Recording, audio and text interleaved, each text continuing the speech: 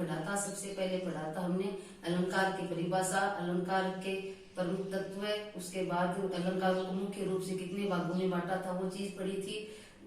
अलंकार को मुख्य रूप से 3 भागों में बांटा था। सब में सबसे पहले आया था शब्दालंकार, अर्थालंकार और उभयालंकार। इनके अलावा और भी अलंकार थे जो सबसे पहले पढ़ा था अनुप्रास अलंकार, उसके बाद में यमक अलंकार। आज पढ़ेंगे हम श्लेष अलंकार। श्लेष अलंकार, श्लेष अलंकार का अर्थ होता है चिपकना। श्लेष अलंकार का अर्थ होता है चिपकना। जब वाक्य में एक शब्द केवल एक ही बार आए लेकिन उसके अर्थ भिन्न भिन्न हो, उसे श्लेष अलंकार कहते हैं। जैसे पानी गए न उबरे मोती मानस सून, पानी गए न उबरे मोती मानस सून। यहाँ पानी शब्द है वो केवल एक बार आया है, लेकिन मोती के संदर्भ में उसकी पानी शब्द का अर्थ होता है उसकी चमक।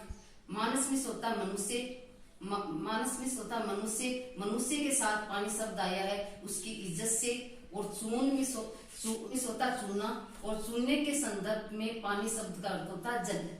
जिस प्रकार मोती की कीमत तब तक ही रहती है जब तक उसकी चमक होती है, उसके बाद में मोती की कोई कीमत नहीं होती है। उसी प्रकार मनुष्य की जब तक इज्जत है तभी तक उसे पूछा जाता है, अगर उसकी इज्जत चली जाती है तो उसकी कोई कीमत नहीं होती है। उसी प्रकार बिना पानी के चूने की भी कोई कीमत नहीं होती है। उसके बाद आता उपमा अलंकार।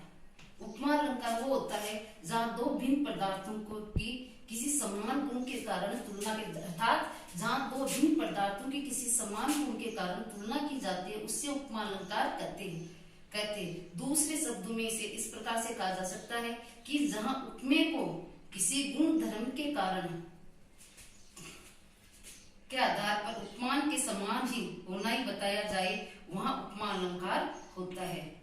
उपमा के वाचक शब्द है समान, सदस्य, सरिस आदि, ये वाचक उपमा के वाचक शब्द होते हैं।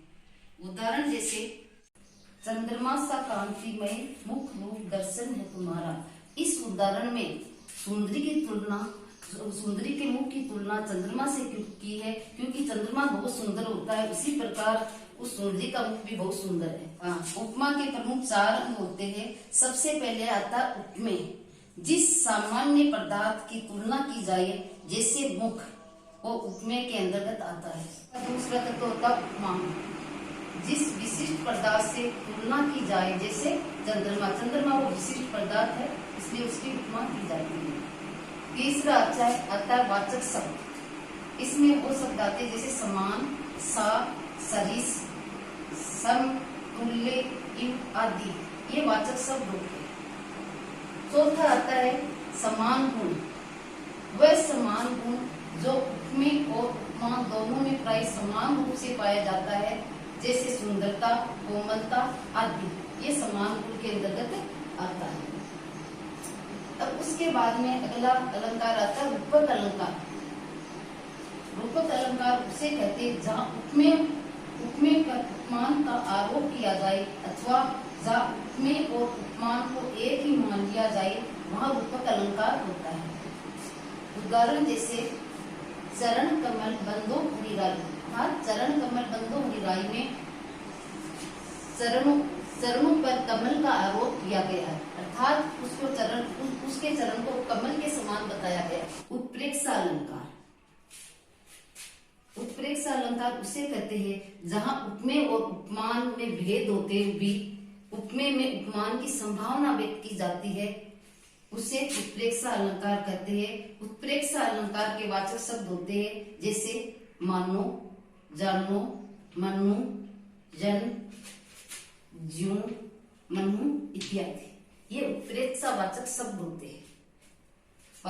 होते हैं। उदाहरण जैसे सोहत ओडे पीत पट श्याम सलोने गात, मानो नीलमणि सेल पर अतप पर्यो प्रभात।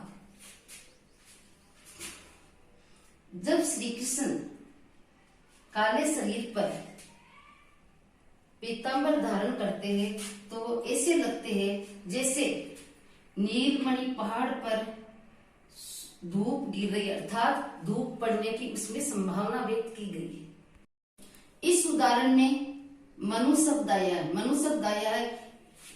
इसी प्रकार अन्य अन्य उदाहरणों के जैसे मनो के बाद में आता है जैसे जानो, मनु, जन, जू, मनु इत्यादि शब्द आते हैं जिस उदाहरण में, वो उत्प्रेक्षा अलंकार के होते हैं। अगला आता है उदाहरण अलंकार, जहाँ सामान्य रूप से कही गई बात को उसको स्पष्ट करने के लिए कोई जग प्रसिद्ध उदाहरण दिया जाता है, अर्थात उससे बढ़ा चढ़ाकर वो बात कही जाती है, वहां उदाहरण अलंकार होता है। उदाहरण जैसे मन मलिन तन सुंदर कैसे, विष रस भरा कनक घट जैसे, अर्थात मन मलिन तन सुंदर कैसे, विष रस भरा कनक घट जैसे। जैसे अगर मन मैला हो तो वो शरीर सुंदर होने से कोई मतलब नहीं है। अगर शरीर के अंदर मैल भरा हुआ है, अगर मन शुद्ध नहीं है तो वो मनुष्य किसी काम का नहीं है। उसी प्रकार विष रस भरा कनक घट जैसे, और अगर सोने के घड़े में शराब भरी रहती है, वो चाहे वो शराब भरी रहती है, तब वो सोने का घड़ा उसकी कोई कीमत नहीं होती है।